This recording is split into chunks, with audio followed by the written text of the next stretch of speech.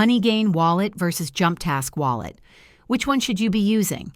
Hey guys, in this video, I'm going to compare Honeygain and Jumptask, two apps that let you earn money by sharing your unused internet, but with different ways of paying out.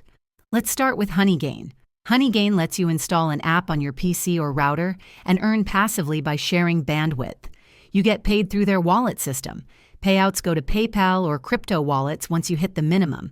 It's been around longer and has a smoother experience for most users. Now let's talk about Jumptask.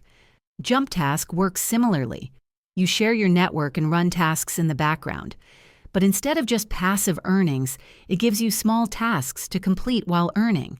Some say it pays a bit more if you're active, but setup can feel trickier and less transparent than Honeygain. So which one is better? If you want something simple, stable, and just runs in the background, Honeygain wallet wins. But if you don't mind doing light tasks and want potentially higher earnings, Jumptask wallet might be worth trying. Both are legit, just different ways to earn from your home network.